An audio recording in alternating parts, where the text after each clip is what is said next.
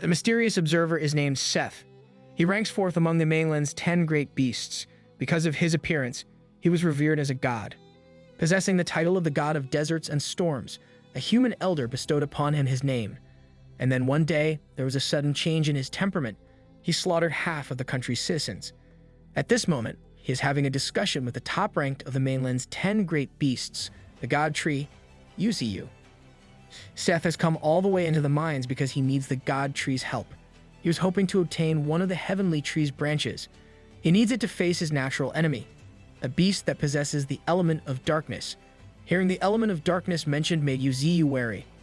It turns out that the beast tide they just encountered was a wisp of that enemy's divided soul. God Tree knows that a soul of darkness could have power on par with himself. Every piece of that divided soul is lodged within the wild beasts and all material objects in the desert. That essentially makes Seth's enemy immortal in some sense. God Tree was way too familiar with this feeling. He's already had a conversation with his system about how the darkness will eventually emerge.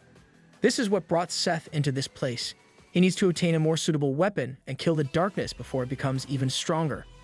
Uziyu wanted to confirm if this visit was purely just for dealing with the darkness. Seth strongly asserted that it indeed was. Sensing the sincerity in the deity's words, Uziyu proceeded to make his body twist and turn. He detached a portion of his branch and launched it in front of Seth.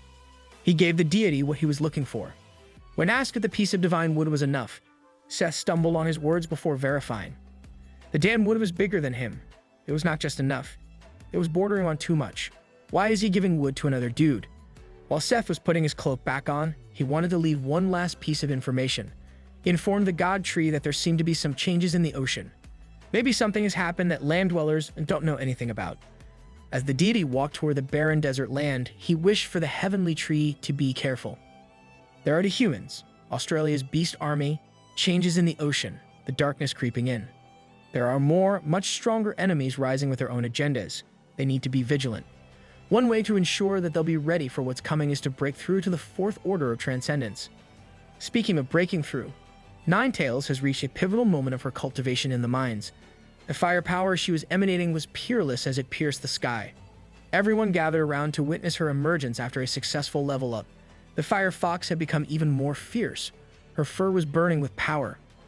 On top of that, another additional tail has popped up behind. That makes a total of 4 tails. She's nearing her full potential in God Tree. Wanted to see that attribute panel immediately. Ninetales has reached the third order of transcendence. Her innate ability gives her new abilities whenever a new tail is added. This time, it was the Flame of Origin. Looking at its description, Uziyu noticed that even the attribute panel seemed to be burning up. Ninetales explained that this is not just ordinary flames. Her body feels indestructible. As long as her flames burn with spiritual power, it's inextinguishable, making her practically immortal. This is the new talent brought about by her fourth tail, the Undying Flame. Sparky watched in envy. He wanted to use this as motivation to break through himself. He didn't want to fall behind. With Ninetales successfully leveling up and the dragon's egg in their hands, there's no reason to stay in the desert anymore. It's time to go home. If that was the case, Divine Flower wanted to know what would happen to the Fire Spirit's stone mine. With a devious smile, Uziyu hinted that he had a solution to that problem. It did not take too long for the party to leave the dryness of the desert to enter their comfort biome. This forest, that they just happened to use as their highway, was not ready for the sheer power and pressure that the God Tree brings everywhere he goes. Leading the pack was Ninetales, who was walking on air as if she was just taking a casual stroll. Behind her was the entirety of the Spirit Stone Mine's reserves, tied up by a lasso of fire while being dragged in the air. She was hauling the gigantic thing as if it were the most natural thing. She was not even breaking a sweat. God Tree was taking a leisure walk while the rest of the party sat at the gigantic airlifted Spirit Stone. The big boss ordered Ninetales to transport their haul to the mine inside the Misty Mountains. Someone from their home base felt the disturbance and went out to welcome God Tree and the rest back home. Little Panda was wearing his signature carefree smile and was waving his tiny hand incessantly. He also succeeded in his mission. He intercepted one of the Wyvern egg ships, but the egg itself was in bad shape. Uziyu did not expect Australia's beast army to chase all the way to the Federation territory. The other 2 dragon eggs have probably run into similar obstructions. He can feel the tremendous spiritual power inside each dragon's egg, but one of them has no vitality at all. It might be a stillborn dragon. That's regretful, but at least they still have another. They just need to protect that one until it's ready to hatch. On the other side of the country, we turn our attention to the Federation's best medical facility. The greatest medical minds in the country were researching what looked like a parasite under the lens of a microscope. They were examining the virus that came from Australia's beast army, but they couldn't figure out a cure at all. They might really have to ask the Misty Mountains demon tree for help. While the doctors were hard-pressed to find a cure, one of the patients got out of bed in a hurry. It was none other than the Flame Empress, Xi Ling. She's had enough of being bedridden and powerless against the poison. What she needs is for her subordinates to get ready. They are going to the Misty Mountains for that cure.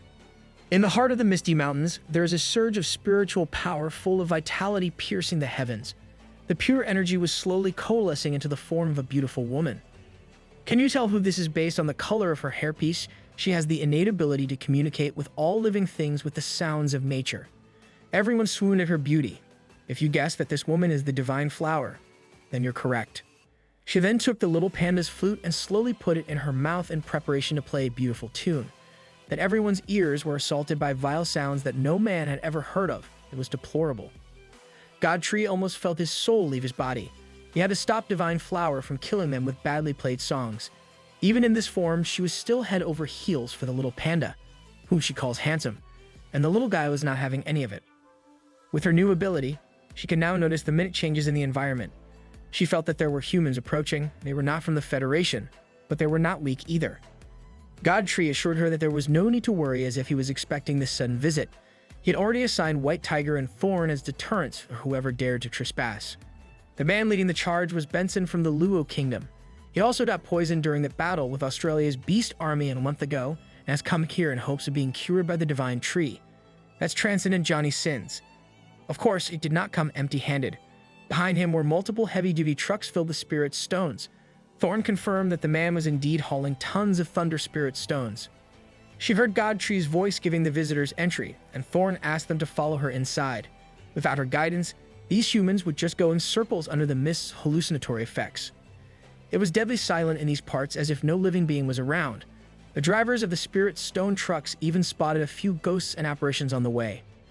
Benson did his research. He knows that this forest can cause hallucinations, and there's no need to get caught up in them. He might be composed, but Baldy Benson felt that something was off. That woman from the entrance is bringing them deep into the darkness, something that looks suspiciously like a trap. Once they reached the tunnel of darkness, Thorn had vanished with the White Tiger. Everyone stopped for a second to turn to their bald leader for the next move. He knows that even if they retreat now, they will just slowly die from the poison in their systems. The only way to go is forward. The trucks hauling the Thunder Spirit stones entered the dark tunnel one by one. At the end of this long and mysterious path was a blinding light. Once they managed to go through that light, they were greeted by the sight of what looked to be an altar guarded by Thorn and White Tiger. Baldy Benson and his gang have come out of their vehicles to properly negotiate the deal. The beautiful Divine Flower is getting used to her human form. She called the visitors to come up to the altar. Benson was still apprehensive, but he had no other choice left. He brought a whole chunk of Thunder Spirit stone up the altar using one hand. Divine Flower explained that the process required the offering of the spirit stones to the maelstrom. He will get what he seeks after that. Baldy Benson complied and tossed the decent chunk of treasure into the eerie tendrils of the maelstrom. The Thunder Spirit stone was brimming with life and energy. It was swallowed whole by the bizarre entity. Watching the treasure get swallowed up was reminiscent of watching a sacrificial altar offering. When his offering was successfully accepted, the maelstrom twisted and turned to bring out a substance with endless vitality. Baldy Benson has never seen anything with such vigorous spiritual power. This is the legendary essence of life. His subordinates from below felt the same awe as their boss. The trade succeeded. Benson had not even braced himself just yet, when the drop of essence of life suddenly darted straight for his chest. It buried deep into his body, but it did not bring any harm. It cured him of any ailments and poison instead. It wasn't only a universal cure. Even his perception of his body got a whole lot stronger. What's more important is that it seems like he's about to break through. He knows that if he can get a few more drops of that miracle substance, he could possibly get to the next level. Benson did not want to let the chance go, so he pleaded for another trade with the Divine Tree. UZU was just chilling on the other side of the mountain when he heard these pleas. Things have been progressing according to his plan. He expected the greed of humans. The poison has been cured, and that man is still unsatisfied with his new life. Divine Flower interjected that everyone only has a single chance to trade, but that principle only applies to normal people. You can be exempt from the rule if you sign the blood pact. Baldy Benson felt even more apprehensive after hearing the mention of a blood pact. She continued that the blood pact is God Tree's ability to use blood as a medium for an absolute agreement. If he agrees, Benson will not be an enemy of the Misty Mountains. If the Misty Mountain faces any trouble, he will have to lend a helping hand without fail. Another thing is God Tree will not let the contracted person do anything disloyal, unfilial, or against justice. God Tree will not force Benson to become an enemy of humans. That was the part of the agreement that Baldy latched onto. If he doesn't have to become an enemy of humanity, he'll gladly sign the blood pact. The altar started twisting and turning once again. Uziyu relied on the contract to control the saint of the Brahma religion back then. That method is limited to just 2 to 3 people, and he doesn't want to be in full control of humans. That's where the willing blood pact comes in. This way, he can use the pact to influence human society from the shadows. With time, they will no longer treat him as an enemy. The blood pact was done without a fuzz. It was a non-invasive process, but if this Baldy dares to break any of the rules, then he will automatically die from an explosion. The altar also conjured 3 drops of the essence of life in exchange for every resource that Benson has brought. With a sinister and greedy smile, Baldy gladly took the deal. Divine Flower served as a representative, but it seems like she doesn't like this plan at all. After making the deal, Baldy Benson and his group promptly left the Misty Mountains. Divine Flower was in a sulky mood. She didn't like helping humans. There were no benefits to them if they got stronger. Godtree explained that a second-order transcendent human had just become stronger after leaving this place. If Benson said it had nothing to do with the God Tree, no one would believe him. There was no other way for him to cure the poison and get a power boost. Humans are a very contradictory race. They're filled with distrust and suspicions of each other. If everyone thinks you're a bad person, it doesn't matter how much good you do. But they're not stupid. It's just that no one cares about the full story. Everyone just wants to maximize their own benefits if possible. It wouldn't take long for Benson's peers to slowly push him out and back to the Misty Mountains. But this was not Uziyu's endgame. He wanted people who would become independent monarchs reigning over a region. It wouldn't just be Benson. It would be the same for all humans who came to the Misty Mountains seeking power from now on. Godtree wanted to put this plan in place in preparation for the system's warning about the emergence of darkness. Before that battle arrived, he needed to borrow the strength of even more races. Divine Flower did not expect that her boss had thought and planned that far ahead. She noticed his train of thought just now was very similar to a human's. Trying to get out of that awkward conversation, Uziyu took his exit, excusing himself to check on the items they had just acquired in that earlier trade. Countless pieces of Thunder Spirit stones were laid at his feet. Using only 4 drops of the essence of life, he managed to trade for 8 truckloads of Thunder Spirit stones. It was an immense profit. More importantly, he got 1 Thunder Spirit herb. It was a spirit flower formed by the coalescence of spirit stones, the same as the spirit flower that Thorn absorbed some time ago. Godtree had already left behind 100 drops of essence of life on the sacrificial altar. Any humans in the future could just be handled by the divine flower. As for Uziyu himself, it was about time to break through to the 4th order of transcendence. While he was carefully mapping out his breakthrough plan, he noticed Baldhead happily munching on the spirit stones. Instead of lashing out, he decided to leave a portion aside for the thunder element beasts under his care. They relied on these to break through after all.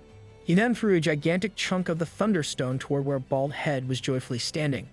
The honey badger was so touched by the gesture that he started crying tears of gratitude. He vowed to forever be the God Tree's brother. Now that the resource had been divided, it was about time to begin absorption and breaking through. The power inside the stone started sending electricity through God Tree's body. The absorption process was so fierce that even the thunder from the skies was invited. The heart of the Misty Mountains looked like a sea of lightning, a beautiful and deadly sight. Nine Tails watched quietly as her boss did his flashy cultivation as usual. The process had started. She knew that by the time Godtree woke up, he would be a completely different monster. She also went ahead and ordered Demon Cow to deliver the cracked dragon's egg to one of their comrades.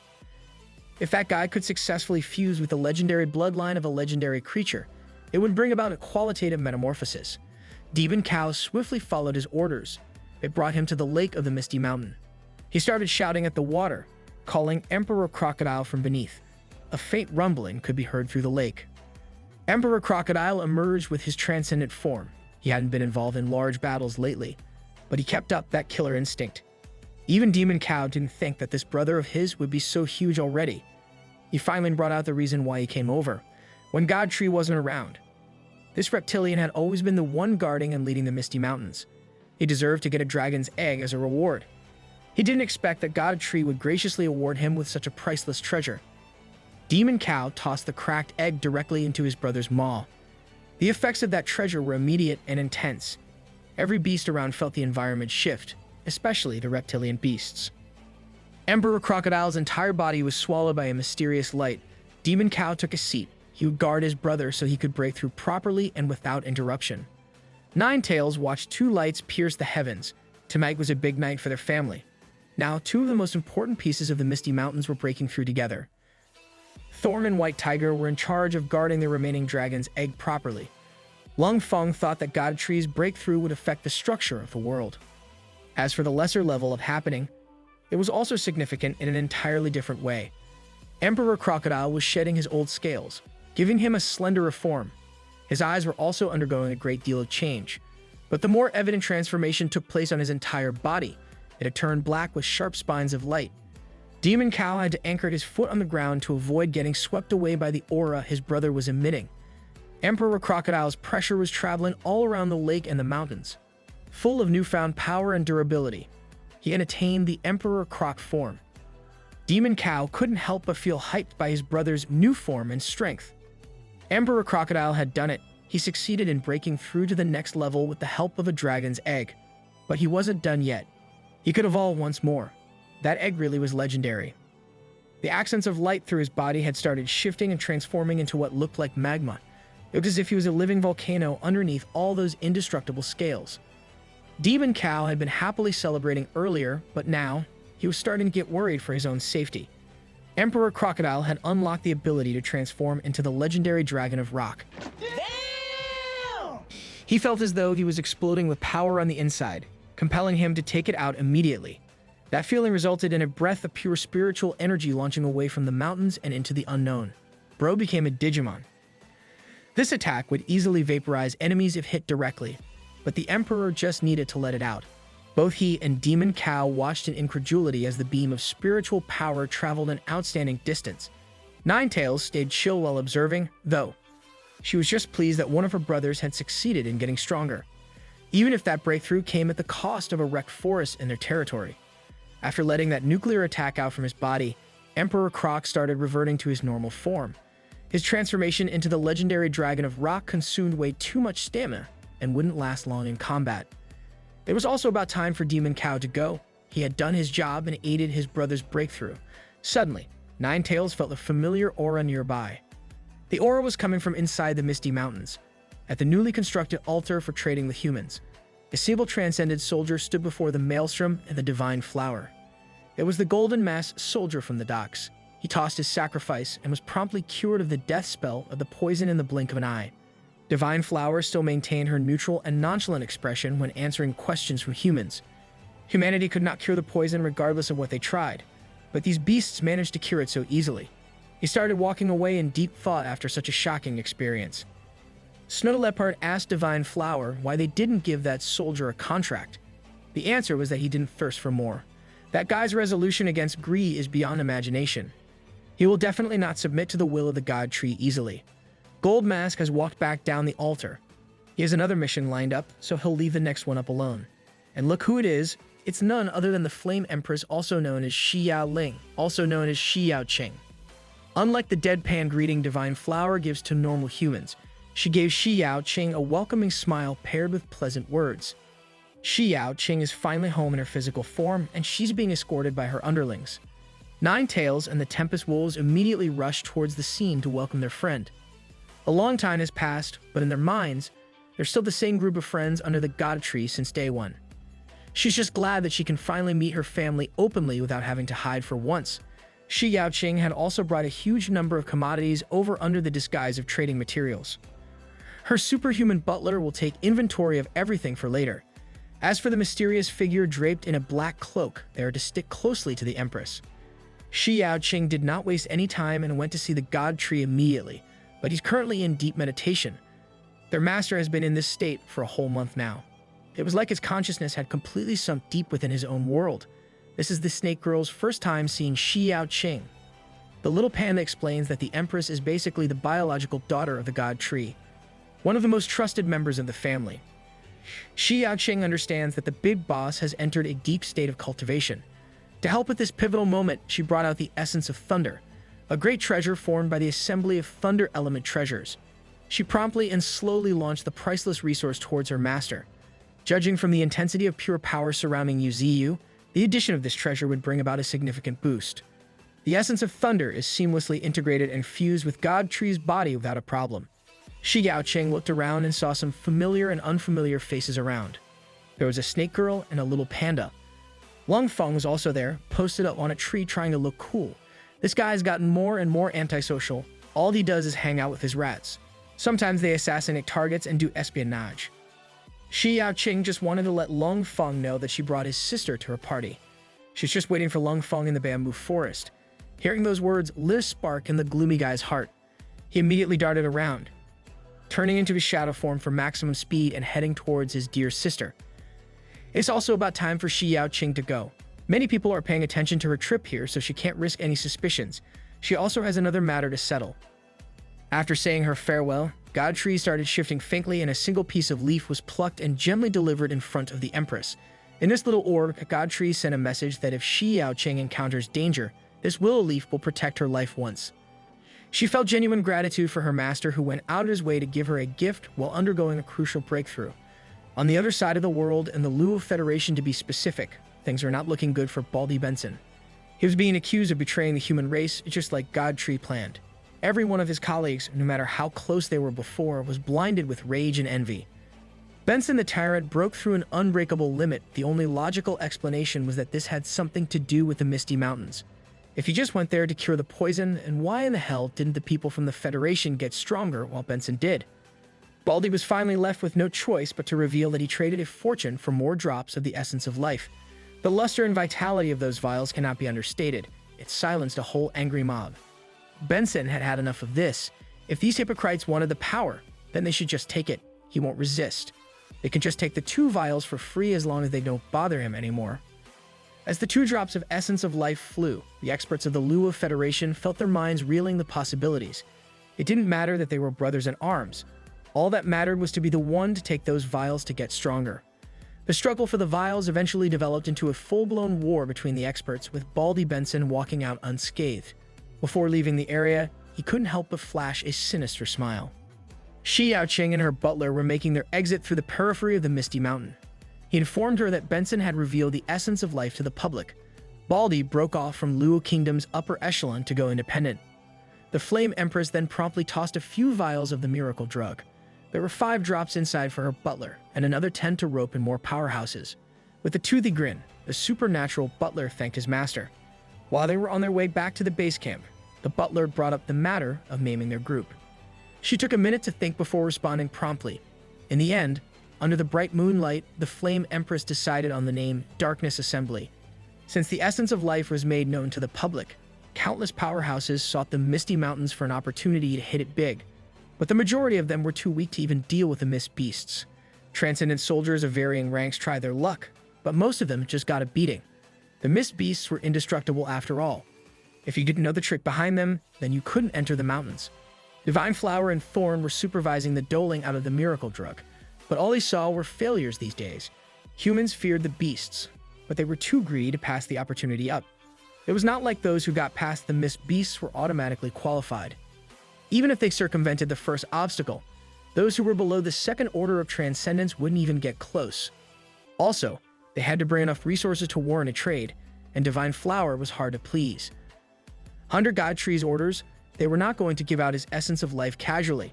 While the ladies were awaiting the next visitor, they heard a howl come from the inner mountains.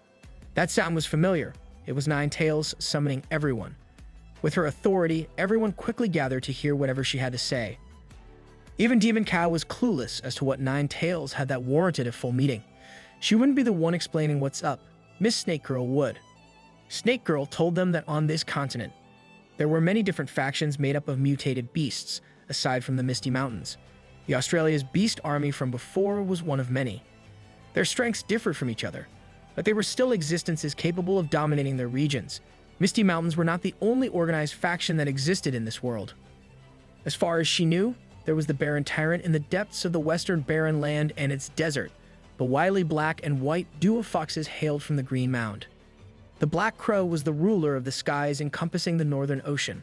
The ferocious Blood Wolf controlled the entire savanna. There was also the mysterious Arctic Four Kings in the depths of the Northern Territory. Snow Leopard lived in the Northern Territory previously, but he had never heard of the Arctic Four Kings. And that's because of the existence of the God Tree. Those overlords did not dare to reveal themselves back then. But among all the known factions, the only group that could rival the Misty Mountains was Australia's Beast Army. It was entirely possible that they might even be stronger than the Misty Mountains. Ninetales continued that other than informing everyone of the looming threats of different factions, she also wanted everyone to be cognizant that Australia's Beast Army had issued a declaration of war. Preparations were in order, and they needed to expand their forces by taking in other factions. They couldn't just sit here and wait for the enemy's attack. They couldn't continue living under the protection of their master. Everyone knew that those statements were true, but they had no idea where to even start. That's where the scouts came in. Not long ago, they discovered that the Green Mound Fox tribe was going through a war with another faction. It was still unclear why they were engaged in a savage death battle. That's why Ninetales was still on the fence about whether they should lend a hand or not. The fighting between beasts was not always just for territory or resources. Maybe there was a treasure involved this time. Taking in the power of the Green Mound would be a great boost in strength for the Misty Mountain.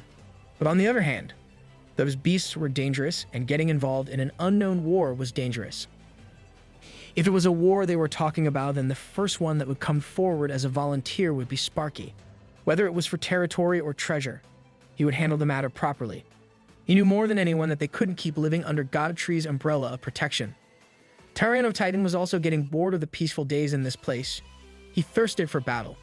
Even more so, he longed for fresh blood and to tear the enemy's bodies into tiny pieces. This guy might have been a serial killer in his previous life. If Sparky was going to lead, then Thorn would like to come too. She thought that the ant was too rash, so he needed her. Mantis felt a pang of jealousy, also volunteering as Sparky's actual partner. While they were taking in names, then White Tiger decided to throw his hat in the ring too. Before approving anything, Ninetales asked them if they knew the consequences of this mission. Everyone gave a resounding answer. They knew what was at stake here. Ninetales was pleased by their resolute gazes, but before sending the volunteers off, they had to promise something. A promise that all of them would come back alive.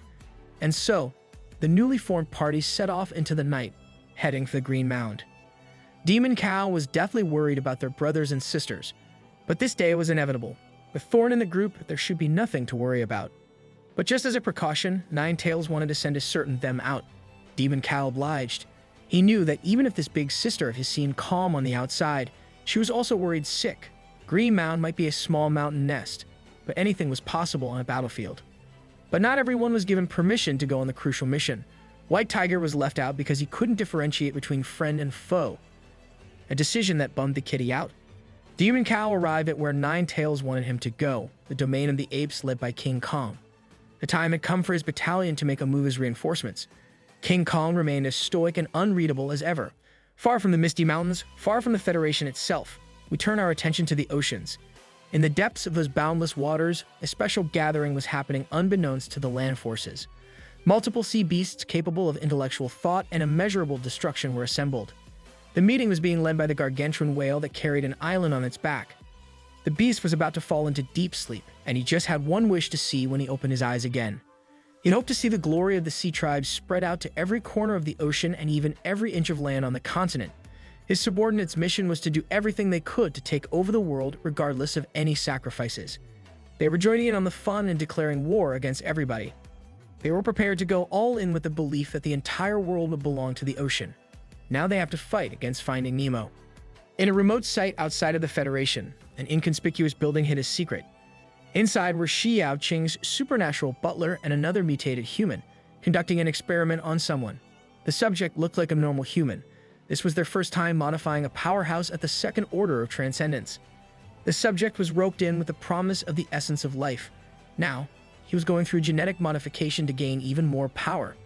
The cells they were using were from high-grade genes. They couldn't fail at this juncture. But it was starting to look increasingly worrisome. The subject seemed to be experiencing too much pain. The values were abnormal. The cell fusion was overloading. If this went on, the subject might die. His face twisted as his screams of pain started sounding like the roar of a wild beast. The facility couldn't handle it anymore. A small explosion pushed the experiment to a grinding halt. The subject jumped out of the building with no problems whatsoever. The butler and the cat girl watched in panic as their biggest operation had seemingly gone out of control. Their super soldier had just compromised the secret facility and was now out in the world. His hair had turned into a crimson-red color with what looked like canine ears. He felt how light his body was. His strength had improved across the board as well. Even his sensitivity had become more acute. While checking on his gains, the subject saw what looked like a meteor heading straight for him. With some newfound upgrades, it wasn't that hard to dodge a beam with breakneck speed. He sensed that there was someone concealed somewhere in the woods, an enemy, but he couldn't pinpoint the location yet. If you can't see something, just cut down everything along your sightlines to clear things up. Shi Yaoqing stood on the other side and did the same thing with a brand new scorching sword. There was a battle of force for a minute, but the Flame Empress looked unbothered. She just scoffed at the display of force. The subject was quite irritable and aggressive. He wanted to go toe-to-toe with Shi Yaoqing.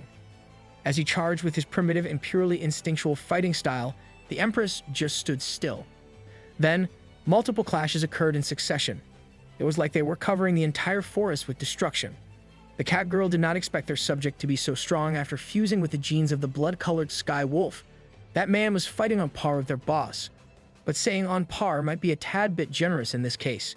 The man was putting up a decent fight, but Shi Yaoqing had not even broken a single bead of sweat. The butler and the cat girl immediately paid their respects to the chairwoman of the Darkness Assembly. Hearing them address his opponent as chairwoman, Wolf Boy started connecting the dots in his head. Shi Yaoqing praised him for his strength, a strength worthy to follow the Flame Empress from now on. She also threw the brand new blade that looked like it had just recently forged. This is a demonic sword crafted from the bones of a transcendent second-order mutated blood wolf, a fitting weapon for the man with the wolf gene. She'll throw this in as a signing bonus. Wolf Boy took the magnificent blade and promptly thanked the chairwoman, his new boss.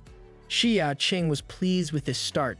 She was also doing her part in expanding forces for what was to come. The chairwoman took her butler aside for some updates. The Misty Mountains are picking one person to trade the essence of life every 3 days. The upper echelons of all countries have caught on to what's happening. They are taking precautions and preventing powerhouses from siding with the beasts. That much is to be expected, but countries won't be able to block their powerhouses from leaving. There's no need to worry about that. She also thinks that the Federation is not suitable for her organization's development anymore. Shi Yaoqing plans to move the Dark Assembly to a small country near the border. Within half a year, they would scale up, and the Dark Assembly would be expanded many times compared to what they have now. Her loyal genetically modified butler vowed to follow whatever direction they went to. Shi Yaoqing was optimistic about what was to come. Back in the Misty Mountains, the thunderous breakthrough of our boy was still raging on. God Tree has remained motionless for an extended period, and he was now entering a pivotal moment in his level up. Finally, the big boss has opened his eyes back up. The first thing he did was ask Ninetails how long he was deep in cultivation, and the answer was a whole month and a half. But it was not wasted time. He was about to break through to the 4th order of transcendence soon. He just needed to consume the Thunder Spirit herb. That little guy inside the dragon's egg should be hatching soon as well. To kill 2 birds with 1 stone, he decided to split the Thunder Spirit in half so the dragon's egg could also taste an electrifying change. Half of the spirit herb was starting to get absorbed by the egg with no resistance. God Tree did the same and felt his accumulated energy surge. He also has a new innate talent for thunder gathering. When asked if he wanted to strengthen this new technique, he went all out and upgraded it to level 4 directly. With level 4 thunder control, he can now freely manipulate the shocking violence of thunder. With this new ability, he'll be able to draw in the heavenly thunder on a larger scale, effectively increasing his cultivation efficiency. But there's a risk of accidentally injuring everyone around. So he ordered Ninetails to lead everyone away from the area and keep them out for the time being. Once she finished rounding up everyone to safety, the God Tree initiated the heavenly thunder tribulation. Thick arms of lightning came down from the heavens to take hold of the God Tree's massive body. Every strike of the heavenly thunder is powerful enough to kill a first-order transcendent. While she was staring in awe, Ninetails noticed the white tiger doing the same thing as her. It only came to her mind that this kitty was supposed to be in charge of the dragon egg. Fearing that the heavenly thunder would destroy the egg, she called White Tiger brainless as she prepared to jump into the sea of lightning to save the treasure. No way they went to war for an egg that's about to come out fried. The wyvern's egg was bathed in the electric energy of heavenly thunder. The heavens opened up and unleashed all that it had in a continuous stream of pure destructive energy. It was so intense that even the powerful Nine Tails had to pump the brakes, or she would have been fried too. Seeing how strong the Tribulation was, her fear that the egg would be damaged was amplified. Thankfully, the God Tree spoke up that there was no need to come over and help, as it would be alright. Nine Tails felt reluctant to leave, fearing that this might go badly, but she trusted her master. Yuzi just wanted the dragon inside that egg to borrow the power of thunder to cleanse its draconic bloodline so it could become a true dragon. Based on the egg's reaction to the downpour of energy, it looked like whatever was inside was ready to break out anytime soon. The price of higher power was truly astounding. If any normal being were grazed by the thunderous field, they would have been toast. Let's get out of the misty mountains for a second to admire the beauty of the Green Mound, the territory of the Fox duo. Right now, they are under the threat of the Tiger Tribe's fourth king named Ba Wang, a second-order transcendent beast ready for slaughter. Ba Wang laughed maniacally as he demanded the surrender of the spirit flower that the foxes are safeguarding. Prolonging their surrender is just putting the entire fox tribe at risk. Even though the black and white foxes and every warrior have become bloodied and injured, their eyes remain unyielding to the Tiger Tribe's threats. Black Fox insisted that the spirit flower was the great treasure of the fox tribe. They've waited and cultivated it for many years, so they can't afford to just hand it over to these bullies. Now that the negotiation, however one-sided it was, has broken down, Ba Wang could finally unleash his wrath upon these inferior beasts. But the Fox tribe will not back down. They will give it their all just to defend against these savages. Black Fox and Ba Wang were matched up while every warrior on each side locked their sights against one another. The fourth king of the Tiger tribe decided to open the combat with a menacing claw strike. The wafer's paws almost broke the Black Fox's body in half. The difference in raw power was way too glaring. The internal injuries were severe. The Black Fox was forced to vomit blood while writhing in pain. The White Fox would not let the big sis take all the load of fighting against such a fearsome opponent, but rushing into the fight without a plan of action just ended up with a disrespectful slap to the face coming from Ba Wang. It launched the White Fox skidding through the ground. Now both of the fox leaders are flat on their backs. The fourth king of the Tiger tribe continued laughing in amusement. He could just kill these so-called guardians, and everything will be settled. This is much more in line with his style. No matter how you look at it, the Fox tribe was not putting up a fight against the Tigers at all. Some of them are even retreating in defeat little by little under the aggressive push of the Tigers, while gripping the Black Fox as if she was nothing. Ba Wang explained that such a tiny body has no chance against the powerful Tigers. He firmly believes that the fight between tribes depends solely on the sharpness of claws and teeth, and today, the vast difference between their genetic makeup and size would be the main factor that decides who wins and loses. Hearing what's about to come, after the villain has finished his monologue, the White Fox cried out for Ba Wang to stop. But there was no need for pleading. Reinforcements had arrived, and they were as flashy as ever. The fourth king of the Tiger tribe has not felt it yet, but he can already see the blood gushing out of where his arm was supposed to be. Ba Wang's instincts kicked in. He released his chokehold on the Black Fox and got ready to deal with whatever or whoever it is that just arrived. Then, Sparky's smooth voice echoed throughout the area. He heard what Ba Wang said about the difference in size being the main factor that decides a fight's winner. If the tiger really believes that, then Sparky dared the prideful beast to win against a literal ant. Even with one less limb, Ba Wang was still brimming with ferocity. He hated that the Fox tribe is getting outside support from foreign powers. The Fox leader duo assessed the situation at hand. They looked at Sparky's body shrouded in golden light and arrived at the same idea. If they were not mistaken, this guy is the golden ant hailing from the legendary Misty Mountain. The tiger soldiers could not care less. They did not know who this bug was. Their natural course of action was to pounce. That was a terrible mistake. Jumping without assessing the situation earned them multiple stab wounds from some familiar red vines. Thorn promised to look after Sparky, and that's precisely what she's doing. She's a fierce fighter when put in a battlefield. Another tiger thought that he had an opening to exploit with Thorn facing the other way. But this unfortunate cat was absolutely trampled by the raging Tyranno-Titan entering into the scene like it's Jurassic Park. 3 of Misty Mountain's attack forces have formally entered the fray to tip the scales of war to favor the Fox tribe. Fourth King Ba Wang on one side, the Fox tribe leaders on another, and the Misty Mountain delegates rounded out the parties. Black Fox remained wary. He couldn't possibly think of a reason why such powerful beasts from Misty Mountains would set foot on their territory. That's when the Mantis rolled in out of nowhere to clear the air between two parties. Mantis explained that they are seeking to expand their team. As a trade, they can ensure that the Fox tribe will no longer be under the threat of invasion from other enemies. Of course, at the end of the day, the final decision falls on the Foxes. As for the foolish tiger, Sparky just gave him two choices. The first is joining the Misty Mountains, and the second is death, right here and right now. But Ba Wang was confident that he could hold his own in this fight. He wanted the third option, a fight to the death where he would come out on top. The oversized and prideful cat is now about to engage in a no-holds-barred fight against the golden ant. Even with one less foreleg, Ba Wang was still partial with claw attacks that have sent countless enemies to hell. White Fox was one such victim of that technique, so she hurriedly warned Sparky not to be careless against Ba Wang's brute force. The golden ant remained unperturbed, as if the incoming claw didn't bother him at all. He just quietly primed his triple strike. The next thing you know, 3 consecutive impacts disturbed the entirety of the Green Mound. The Ape Squad, led by King Kong, has also arrived to serve as the second wave of reinforcement. But upon seeing the mess that Sparky made, King Kong evaluated that his squad's assistance would be needed after all. Both black and white foxes were speechless. Their mouths were wide open as they watched the fight between an ant and a tiger unfold. No one needs to make a move anymore. Sparky has finished the fight in one kill shot to the chest. Now that's a lot of damage!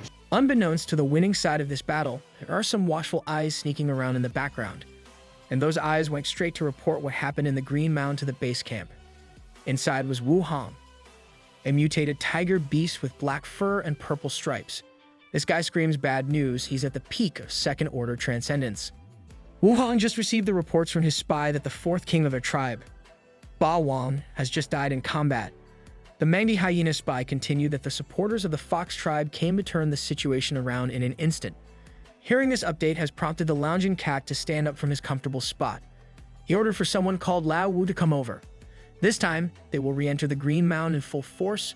Wu Hong will join everyone. The Mangy Hyena spy was deathly loyal to the mutated beast. Back in the Fox tribe territory, the outskirts were vastly different from the main village. They actually had tree houses reminiscent of human architecture. Thorn was handed some sort of mysterious fruit that has the ability to speak, and it had quite a nasty temper, threatening to kill her. Thorn and Mantis just stared at the fruits in terror. They'd never seen anything like it. White Fox explained that this is the blood spirit fruit. It can nourish one's blood and strengthen the body. They were kind enough to give their savior a few to eat. Thorn commented on how these foxes actually build houses. They must have picked up quite a bit of human culture from here and there. The foxes admitted that although they are not on good terms with humans, their culture is worth learning about. That's why their tribe decided to build houses. Thorn finally found someone to take and eat the bizarre blood spirit fruit for her. Sparky was her victim. Even Mantis handed her fruit to the ant, but Sparky refused. With Sparky reappearing, Black Fox knows that they have to make the call sooner rather than later. The golden ant had already demonstrated his power and dropped the question of whether the foxes would join the Misty Mountains or get massacred until the last fox. Black Fox thinks that rather than surrendering to the 5 tiger tribes, maybe joining the forces of Misty Mountain is the correct choice. Now that Ba Wang is dead, Sparky wanted to know how powerful the remaining 4 tiger kings in the nearby area are. Black Fox elucidated that other than Ba Wang, there are 4 other leaders, and the most concerning threats amongst them are the Great Leader, the Dark Tiger, and Lao Wu, a beast that is cultivated into a human form. Thorn heard the human form level of cultivation and immediately thought about their comrade, the Demon Cow. Right now, the remaining 4 tiger tribes have more beasts than the Fox tribe. If they engage in a full-scale war, it's hard to say who will win for sure. Waiting for the right opportunity is key. The Misty Mountain delegates understand that. They decided to send a message back home to call for another helper with the war. The idea came from Thorn, so Sparky already knows who she has in mind. In this scenario, that dumb ass is more suitable as reinforcement than anyone else. Back in the Misty Mountains, roars of joy could be heard in the entire area. White Tiger was celebrating getting the message to head for the Green Mound, and the other beasts were gassing him up. He's still hopeless when it comes to the human tongue. The only phrase he knows is "everyone shall die." The lesser beasts that accompanied him through the sorrow watched as White Tiger flew to the horizon. But a dumbass will stay a dumbass. The Green Mound is located in the east, and this stupid cat flew in the opposite direction. Now that it's cleared up, White Tiger set off to the sunset once again. This time, he got lost halfway and had to circle back to the Misty Mountains again. The peregrine falcon messenger has given up. He'll just have to go with this stupid flying cat. The lesser beasts were starting to get worried that White Tiger's stupidity might be a problem. Night has come to the quaint fox village in the Green Mound. The peace of the moonlit evening was interrupted by the loud and heavy steps of marching beasts. Paw prints indented the hard ground. The mutated tiger, Wuhang, has come out of his base to get some revenge for his fallen fellow king. This time, the tiger tribes are bringing the fight straight to the fox village, straight to where they slumber. Sparky felt the presence of several problematic enemies and decided to make his presence known. It was not just him, there was Thorn, Mantis, the black and white foxes along with their entire crew. They'd come out to face the so-called Dark Tiger. Wuhang looked like he was trying to contain boundless bloodlust inside his massive body as he asked Sparky if they were the supporters of the Fox tribe. White Fox whispered in Thorn's ear to look at the 3 tigers beside the one leading the pack. One is the second leader of the tiger tribe, known as the Blood Tiger King. He is known for his cruelty and bloodthirsty nature. There was also the 3rd king of the powerful tribe, manhwa. He might not be as stalwart as the other kings, but he makes up for it through other ways. And the last one, the most horrifying of them all, the 5th king without a name. If it wasn't for the fox's intricate web of intelligence, they would not even know about the existence of the nameless 5th king. So, they cannot afford to be careless now. The Dark Tiger was angered by the fact that Ba Wang was killed solely because the Fox tribe is allied with an outside group of supporters. But tonight, the foxes and everyone on their side will not be able to escape his dark claws. Wuhang opened his jaw and unleashed a tiger roar that carries a penetrating power, capable of destroying everything along its path. Tyrannotitan has the perfect counter to that sound attack, a roaring attack of his own. The first collision of the inevitable war was an explosion of colors and sound. It is pretty, but it is remarkably destructive. Wuhang ordered his tribe to kill all the foxes. There was no mercy this time around. These foxes still have their pride, and Green Mound is their territory. They will never allow the tiger tribe to wreak havoc here without contest. There are more tigers rushing into the Green Mound than ever before, but the fox soldiers have a newfound spirit to fight back. It also helps that Misty Mountain reinforcements were there to carry most of the load. Mantis was slicing and dicing away at these big cats. It looks like the Mantis' outstanding speed has piqued the interest and ferocity of the 3rd king Mao Wang.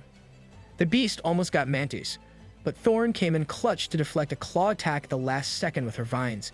They can't afford to lose focus now. They might be strong, but so are the Tiger Kings.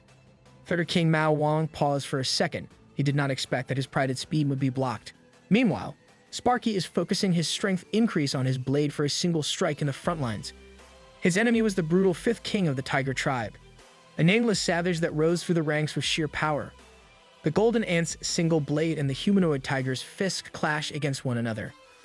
As for the cruel and bloodthirsty 2nd king, the Blood Tiger, his enemy would be the Fox duo. While engaged in an intense fight, the Blood Tiger kept on demanding more blood. I guess he's living up to his name. Tyrannotitan would also like to continue testing his strength against the Dark Tiger, Wuhang, after their initial exchange ended with a draw. The Dark Tiger was offended that this lizard only managed to deflect his roar, and now thinks he stands a chance. Suddenly, the Dark Tiger's spiritual power started rising up to an additional 50,000 points. Tyrannotitan opened his maw and unleashed a flamethrower that could melt steel. It immediately spread throughout the woods, causing a massive forest fire. His intended target was able to dodge by simply leaping up into the air. The Dark Tiger is not messing around. It has become a battle of who has the stronger version of the same attack as Wuhang shot a roaring wave from his mouth. Tyrannotitan became wary of the incoming attack. This is not the type of thing that you can just tank. The condensed spiritual power can cause some serious destruction when used like a Dark Tiger's roaring wave. Wuhang is a beast that possesses power close to the mainland's 10 great beasts, and he holds that distinction with pride. He's at the peak of the 2nd order transcendence while Tyrannotitan was merely at the early stages. That doesn't mean that defeat was certain. This lizard has the gumption to claw and bite his way to victory. What he did not know was that Wuhang has the ability to emit poison through his fur and skin. This put Tyrannotitan in a pinch. The poison acted fast and was quickly spreading through the lizard's body even faster. Since Wuhang's power comes from the dark element, that poison would slowly corrode anyone's body. Mantis knew that this was bad. The matchup was horrible. Tyrannotitan could not possibly win against someone as strong as the Dark Tiger. Now that he's poisoned, it has turned into a one-sided beatdown with Wuhang taking the reins. He doesn't only have countless tricks up his sleeves, he also possesses Herculean strength from his tiger bloodline. He has the force necessary to bite and cling to a beast twice his size. waving Tyrannotitan casually like the dinosaur beast weighed nothing. Now, not only was the lizard suffering from the dark poison, but he's also got several internal injuries. Despite that, Tyrannotitan still stood back up to face the monster head-on. Mantis has no other choice. They might have to provide some backup on Tyrannotitan's side before the situation gets worse. Judging from the dark miasma gathering in Wu Hong's mouth, the lizard's position looks increasingly bleak. He could only roar in anger and frustration for falling short against this dark cat. The dark miasma was released into the world, corrupting everything it touched. Mantis was the closest to the battlefield, and even the bug was affected by the impact and the creeping darkness. Wu Hong is a fierce competitor and a ruthless king. He was expecting to see a dead lizard once the dust settled, but he saw a pair of angelic wings instead. White Tiger has arrived just in time to block the dark miasma. Sparky looked at the commotion and didn't expect to see that white cat so soon. Thorn also had the same shock on her face. It's a good thing White Tiger arrived when he did. It's the perfect matchup against Wu Hong, the dark tiger, and that malevolent aura. The king of the tigers took a pause. He was not familiar with any white tiger with wings in their tribe, but he knows that this newcomer is not weak. He's at least stronger than that poisoned lizard. White Tiger was back on his tireless one-liner, "Everyone will die." He roared it with intense emotions, and this time, a phrase seemed oddly fitting to say. The battle between light and dark tigers will now commence. Buckle your seatbelts. The first exchange was a battle of pure strength. The two crashed their heads against one another. Neither of them was willing to yield. Seeing eye to eye, the two fighters saw just how serious this fight was for both of them. When it comes to combat, White Tiger is far from being stupid. He opted to use his wings as an attacking appendage. Wu Hong's sharp instincts kicked in at the last minute and managed to avoid getting his head chopped off. But his body took the brunt of the attack, sending the dark tiger spinning through the air. He managed to stand back up after crashing against multiple trees to break the momentum. He felt extremely frustrated after White Tiger drew the first blood. To make matters worse for the king, the enemy was nowhere to be seen in front of him. White Tiger was relentless. He already took to the skies while charging up a long-range attack of his own. A beam of concentrated spiritual energy came down from up above. The attack effectively flattened the ground that Wu Hong was standing on and then some. Fortunately, this black and white tiger fight was happening a decent distance away from the village, so no foxes were caught up in the explosion. But seeing just how devastating that attack was, the fox soldiers were in awe of White Tiger's power. When the dust settled, the entire ground was vaporized, leaving a massive sinkhole in the middle of the forest. White Tiger always goes hard when it comes to fighting, and he finally has the opportunity to demonstrate what he can do. From that massive and deep sinkhole, a concentrated force of darkness shot up into the skies. Wu Hong was severely injured, but he felt more anger for White Tiger than pain for his wounds at this point. He finally took his ace in the hole, the special ability called Shadow Tiger. His own shadow can act as a double with 70% of the main body's power. One Wu Hong was already bad enough. Now White Tiger has to deal with two perfectly coordinated beasts. He just responded with his usual phrase, "Everyone will die."